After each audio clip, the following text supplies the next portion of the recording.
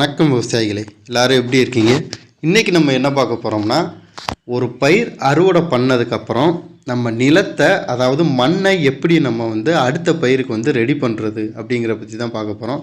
இது எப்படின்னு பார்த்தீங்கன்னா, இப்போ ஒரு பயிர் பண்ணுறீங்க, இப்போ நெல் பண்ணுறீங்க அப்படின்னா, நெல் பண்ண உடனே திரும்ப அடுத்து ஏதாவது மாற்று பயிர் பண்ணாலோ இல்லை தொடர்ந்து நெல்லே பண்ணாலோ அந்த இடத்துல அந்த கேப்பை நம்ம ஃப்ரீயாக விட்டுருவோம். திரும்ப அடுத்த பயிர் பண்ண போகும்போது தான் நிலத்தை பண்படுத்துறது, மற்ற வேலையெல்லாம் பார்க்குறது.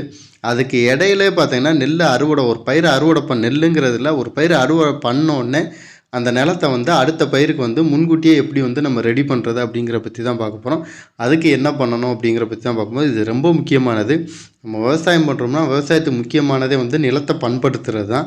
அந்த முறையை தான் நம்ம பார்க்க போகிறோம். வீடியோவை ஸ்கிப் பண்ணாமல் கடைசி வரையும் பாருங்கள். நம்ம விவசாய பொக்கிஷம் சேனலை சப்ஸ்கிரைப் பண்ணிக்கோங்க.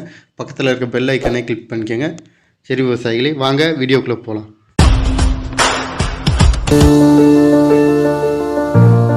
இது இப்போ நம்ம ஒரு பயிர் பண்ணியிருக்கோம்னா அந்த பயிரோட வேர்கள், வேஸ்டேஜ் எல்லாமே மண்ணில் தான் இருக்கும். மண்ணை அப்படி இறுக்கி பிடிச்சாப்புல இருக்கும். அதே மாதிரி நம்ம போட்ட உரங்கள் எல்லாமே மண்ணில் அப்படியே ஒரே இதுவாக இருக்கும். நம்ம இந்த உழவு பண்ணும்போது என்ன ஆகும் பார்த்திங்கன்னா, அந்த பழைய வேர்கள் எல்லாமே அருந்து போகும். அருந்து போய் சூரிய ஒளிப்பட்டு சீக்கிரமாக காஞ்சு மக்கி போகிறதுக்கான வாய்ப்புகள் நிறையா இருக்குது. அடுத்தது உரங்கள் எல்லாமே அப்படியே இறுக்கி பிடிச்சா அதெல்லாம் சிதைவடைஞ்சு மண்ணோட மண்ணாக மிக்ஸ் ஆகிறதுக்கான வாய்ப்புகள் இருக்குது. இந்த மாதிரி பண்ணும்போது என்னென்னா, அடுத்த பயிர் நம்ம பண்ணுறோம்னா அந்த அடுத்த பயிர் ஈஸியாக எடுத்துக்கிறதுக்கான வாய்ப்புகள் நிறையா இருக்குது. உரங்களோ அந்த மக்கி போன சத்துக்கள்லாம் இருந்துச்சுன்னா சீக்கிரமாக மக்கி போகும்போது அடுத்த பயிருக்கு அதுவே உரமாக மாறுறதுக்கான வாய்ப்புகள் நிறையா இருக்குது. அந்த மாதிரி நிறைய பேர் பண்ணுறதில்ல. என்ன பண்ணுவாங்கன்னா, நாற்று விட்டு நட போகிறக்கு ஒரு வாரம் 10 நாளைக்கு முன்னாடி தான் நடவு வயலை ஓட்ட ஆரம்பிப்பாங்க. அது வரையும் அந்த அறுவடை பண்ணதை அப்படியே மண் இருக்கலாம் அப்படியே தான் இருக்கும். இந்த மாதிரி ஓட்டும் போது பார்த்திங்கன்னா அதில் இருக்கிற வேஸ்டேஜ் எல்லாமே சீக்கிரமாக மக்கி போகாது. அதுவும் அடுத்த பயிருக்கு டிஸ்டர்பாக தான் இருக்கும். அடுத்த பயிருக்கு உரமாகவும் பயன்படாது, எந்த இதுவும் பயன்படாது.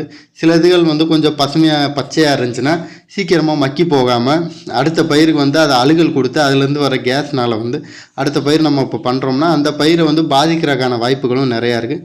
ஏன்னா ஒரு பொருள் சிதைவடையும் போது அதிலேருந்து கேஸ் மாதிரி ஒரு லீக்கேஜ் ஆகும். அது பயிரை பாதிக்கிறதுக்கான வாய்ப்புகள் நிறையா இருக்குது. அதனால் பயிர் ஒழுங்காக சீக்கிரம் வேறு பிடிச்சி வளராமல் இருக்கும். பயிர் அறுவடை பண்ணோன்னே பார்த்தீங்கன்னா மினிமம் ஒரு 30 நாள் கேப் வரைக்குமாவது வயல் ஓட்டி கிடக்கணும். அந்த மாதிரி கிடந்துச்சுன்னா நீங்கள் அடுத்த பயிர் பண்ணும்போது அடுத்த பயிர் நல்லா வீரியமாக வர்றதுக்கான வாய்ப்புகள் நிறையா இருக்குது. டக்குன்னு ஓட்டினோடனே டக்குன்னு நடுறது, இல்லை டக்குன்னு அடுத்த பயிர் பண்ணுறது, அந்த மாதிரி பண்ணிங்கன்னா உங்களுக்கு அடுத்த பயிர் பண்ணுறது அந்தளவுக்கு வீரியமாக வராது.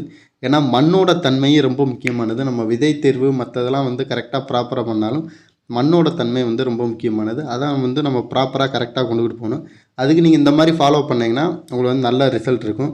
ஏன்னா நிறைய இடங்களில் சொல்லுவாங்க கோடை உழவு பண்ணுங்க அப்படின்னு சொல்லுவாங்க. இது கோடை உழவாக கூட எடுத்துக்கோங்க.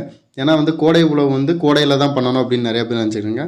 கோடை உழவு இல்லை, நீங்கள் ஒரு பயிர் பண்ணிட்டீங்கன்னாவே அடுத்து உடனே அந்த வயலை ஓட்டி அந்த வயலை ஃப்ரீ பண்ணி விடணும். மண்ணை காத்தோட்டம் வச்சு ஃப்ரீ பண்ணி விட்டிங்கன்னா அடுத்த பயிர் பண்ணும்போது உங்களுக்கு நல்ல மகசூல் கிடைக்கும், நல்ல ரிசல்ட் கிடைக்கும். தேவையில்லாத சத்துக்கள் மண்ணில் இருக்காது. எல்லா சத்துக்களையுமே அடுத்து ரொட்டேட் பண்ணி போடும்போது பயிர் எடுத்துக்கிறோம்.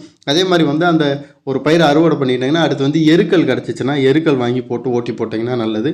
அதே மாதிரி வேப்ப முன்னாக்கு 100 கிலோ அந்த டயத்தில் ஓட்டி போட்டிங்கன்னா அந்த 100 புழு எதாவது இருந்துச்சுன்னா அந்த 100 புழுக்கள் கண்ட்ரோல் ஆகிறதுக்கான வாய்ப்புகள் நிறையா இருக்குது. நீங்கள் பயிர் பண்ணோன்னே தான் அந்த வேப்ப முன்னாக்கெலாம் போடணுங்கிறதில்ல. அந்த ஃபஸ்ட்டு பயிர் அறுவடை பண்ணோன்னே அடுத்த ஒரு உழவு பண்ணும்போதே நீங்கள் எரு போடும்போதே எரு கூடவே வேப்ப முன்னாக்கு 100 கிலோ சேர்த்து போட்டிங்கன்னா சேர்த்து போட்டு வயல் ஓட்டும்போது இன்னும் ரிசல்ட் நல்லாயிருக்கும். உங்களுக்கு அந்த மண்ணோட தன்மையும் மாறாமல் அந்த பொலப்பொலப்பு எல்லாமே அப்படி இருக்கும். எரு போடுறது நல்லது. ஏக்கருக்கு மினிமம் ஒரு 5 டன் எருவாவது போடணும். உங்களால் எவ்வளோ முடியுதோ போட்டு ஓட்டி போட்டிங்கன்னா இன்னும் அடுத்தடுத்த பயிருக்கு அந்த மண்ணோட தன்மை, மண்ணோட வீரியம்லாம் குறையாமல் நம்ம அடுத்தடுத்த பயிருக்கு கிடச்சிக்கிட்டே இருக்கும். சரி விவசாயிகளே, நான் சொன்ன தகவல் உங்களுக்கு பயனுள்ளதாக இருக்கும்னு நம்புகிறேன்.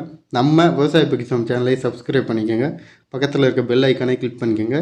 அடுத்தடுத்த வீடியோவில் கோடை பயிருக்கு என்னென்ன உரங்கள் போடணும், என்னென்ன மருந்து அடிக்கணும் அப்படிங்கிறத பற்றி பார்ப்போம். ஏன்னா கோடையில் பயிர் பண்ணுற விவசாயிகள் உரத்தேவை ரொம்ப அதிகமாக இருக்கும் பயிருக்கு. எதனாலேன்னு பார்த்தீங்கன்னா சூரிய ஒளி ரொம்ப அதிகமாக இருக்கும். அதனால் பார்த்தீங்கன்னா ஃபோட்டோசிந்தசிஸ், அதாவது ஒளிச்சேர்க்கை நடந்துக்கிட்டே இருக்கும் அதிகமாக. சம்பாவை விட குருவையில் அதிகமாக இருக்கும். அந்த டயத்தில் உரத்தேவை அதிகமாக இருக்கும். அதுக்கு என்ன உரங்கள் சேர்த்து போடலாம் அப்படிங்கிற பற்றி தான் பார்க்க போகிறோம். நன்றி விவசாயிகளே, வாழ்க தமிழ்.